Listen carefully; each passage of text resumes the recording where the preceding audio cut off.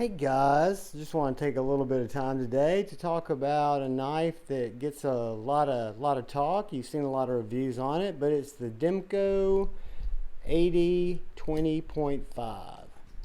The AD20.5 is a mid-sized knife. It's going to be right around 7.5 inches long. And we'll get into specs, and again, specs you can find on other people's sites. But the great thing about the AD20.5, it's the shark lock. I mean, it goes without saying, it's got a revolutionary way to open and close it. And it's a great platform, comes with Gravity scales, comes with either an AUST 10A blade, or you can get, I think, K110 D2, which I have, or you can even get a 3V version that's just come out. But what's great about the Demco AD20.5 is, again, the shark lock. So the shark lock is this little mechanism on top designed by Andrew Demko that is very stable in locking this knife up, and also makes it very, very easy to one-handed close it. Just simply release the shark lock and it's closed. And you can fidget with it, or you can open it just with the shark lock. But that shark lock right there is really everything that makes this knife super special. What makes it special to me, and what made me really jump into it deeply, was when I found out I could mod it, like these Rips Garage Tech Python micarta scales. This is a standard, I think it was the gray AD20.5. I put a deep carry lynch clip on it. I put the micarta scales on it. It's an AUST 10A blade. When you're looking at the clip point, blade length's only 3.2 inches long. Cutting edge is about 3 inches. Closed length on both of them is going to be about 4.5 inches. But again, I don't do specs. We will do some size comparisons here in a sec. But the second one that I picked up to get, again, an idea of what the platform could do was the Demco AD20.5 shark lock. This is also gray Gravity. And I hooked up with Spencer over at Carbonites and got some custom scales and backspacer and fat carbon fiber made for this particular knife, because I had my regular AD20.5 with my micarta, and then I figured get a deep carry clip, get the shark's foot to see what it was like, get the Carbonite scales, and have a totally different knife, which it does. It absolutely changes the look of the knife. The shark's foot's a little bit shorter at 3 inches. Cutting edge is right under 3 inches, 2 3/4. Same closed length. Overall is right around 7.3. But again, 80/20. This is the AUST, the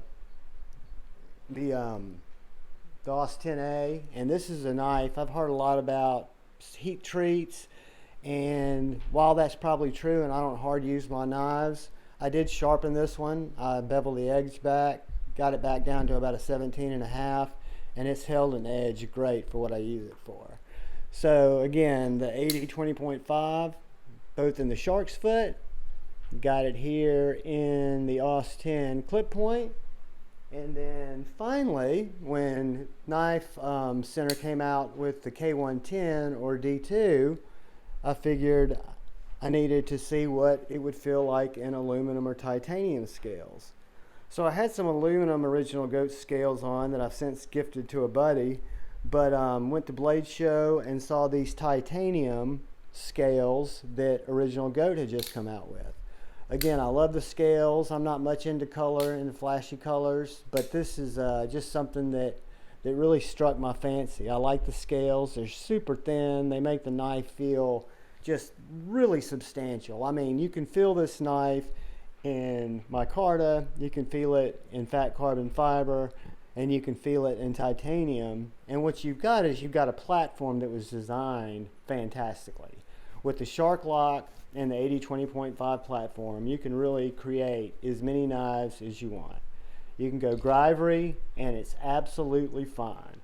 I mean, this knife in Gravity is light, it has good grip, has a Gravity backspacer, and will do everything that any of these modded knives would do. What's great about the mited knives is it allows you, if you like to mite your knives or add scales or do things to them, it allows you an easy way to do that. So let's take a real quick at some size comparisons on the Andrew Demco 20.5. Start out and we will see how it compares to our cold steel Formax.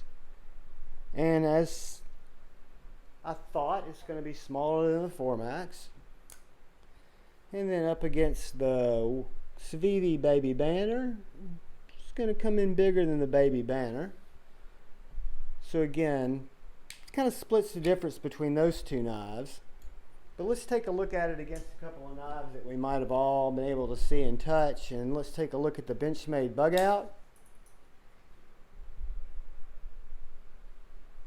It's a little bit larger than the Bug Out. Very similar blade, a little bit longer handle. And let's take a look at it against the Spyderco Paramilitary 2. It's going to be smaller than the Spyderco Paramilitary 2. The handle's going to be smaller and the blade's going to be smaller. Probably closer to a Par 3 size.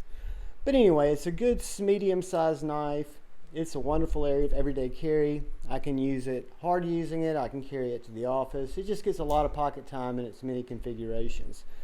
So I take the time to get together with you guys and appreciate every single second that I get to do it. Again, some of these videos are cheesy, they're observations, they're not reviews, because again, I don't have a lot of reviewing to do except I could recommend this knife to anybody and know that they're going to be happy with it depending on what they're going to use it for. And I could also lead them down the road of taking a knife like this, spending a few extra dollars, and really turning it into something pretty cool.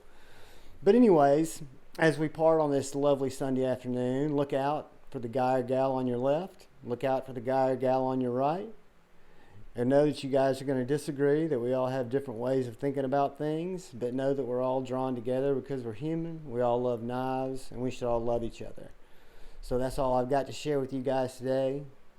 Peace. Love you all, and thanks for taking the time. Talk to you soon.